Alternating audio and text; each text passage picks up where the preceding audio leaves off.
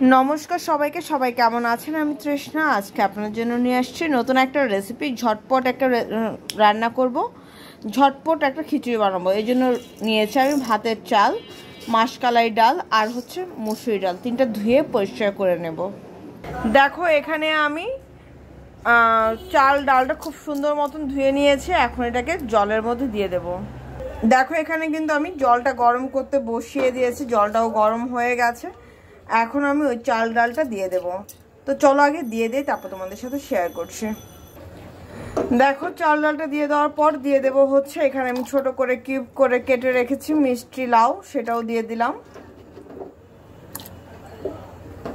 তুমি অন্য কোনো সবজি থাকলেও দিতে পারো, তোমার ইচ্ছা। আমি আর অন্য কোনো কিছু দেব না, শুধু মিষ্টি লাউটা দিয়ে খিচুড়িটা রান্না করব। দিয়ে দেবো 1 চামচ হলুদের গুঁড়া, দিয়ে দেবো 1 চামচ ধনে গুঁড়া, 1 চামচ না, 1 চামচ থেকে কিছুটা কম। দিয়ে দেবো স্বাদ অনুযায়ী লবণ, আর দিয়ে দেবো কাঁচামরিচ। সব কিছু একসাথে সুন্দর করে একটু মিক্সড করে দেব। আর চালটা সুন্দর মতন ওর মতন হতে দেব। জলটা একটু কমিয়ে দেব। দেখো এখানে কিন্তু আমার চাল ডাল সবকিছু সেদ্ধ হয়ে গেছে, মিষ্টি লাউটাও সেদ্ধ হয়ে গেছে। এখন আমি এটাকে সম্বার দেব। দেখো এখানে সম্বারটা দেওয়ার জন্য আমি কড়াইতে সামান্য পরিমাণে তেল দিয়ে নিয়েছি। দিয়ে দেবো একটা তেজপাতা, দিয়ে দেব শুকনো মরিচ, দিয়ে দেব আদা কুচি। এটাকে খুব সুন্দর করে ভেজে নেব।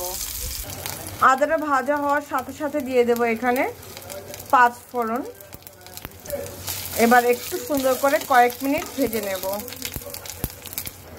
দেখো আমার কিন্তু সব কিছু সুন্দর মতন ভাজা হয়ে গেছে। ঠিক এই সময়ে আমি দিয়ে দেব সেদ্ধ করা চাল ডাল, আর যেটা আমি সেদ্ধ করেছি খিচুড়ি রান্না করার জন্য, সেটা এখন আমি দিয়ে দেব। তো চলো আগে ঢেলে নেই, তারপর তোমাদের সাথে শেয়ার করছি। সম্বারটা দেওয়ার পর দিয়ে দেবো এখানে 1 চামচ জিরার গুঁড়া। এবার আমি সব কিছু সুন্দর করে মিক্সড করে দেব।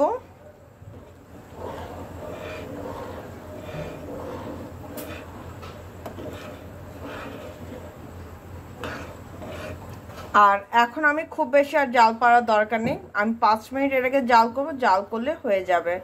তো চলো 5 মিনিট পর তোমাদের সাথে শেয়ার করছি। তো দেখো আমার কিন্তু এখন হয়ে গেছে। এখন আমি এটাকে নামিয়ে নেব। দেখতে কিন্তু দারুণ হয়েছে, হালকা পাতলা সবজি। আর হচ্ছে মানে খুব পাতলা ভাবে রান্না করেছে। আমার মা পাতলা খিচুড়িটা খেতে পছন্দ করে। তো চলো এখন এটাকে নামানোর পর ফাইনাল লুকটা শেয়ার করছি। তো এই হচ্ছে আমার পাতলা খিচুড়ির ফাইনাল লুক। কেমন হয়েছে সেটা কিন্তু অবশ্যই জানাতে ভুলবে না। তো আজকের জন্য এই পর্যন্তই। সবাই ভালো থেকে সুস্থ থেকো, আমার জন্য আশীর্বাদ করো, আমি যেন ভালো থেকে সুস্থ থেকে তোমাদের জন্য নিত্য নতুন ভিডিও দিতে পারি। আর এই রান্নাটা কিন্তু খুব ঝটপট হয়ে যায়, খুব বেশি কিন্তু সময় লাগে তাও না, শুধু চাল ডালটা গলতে যতক্ষণ সময় লাগে।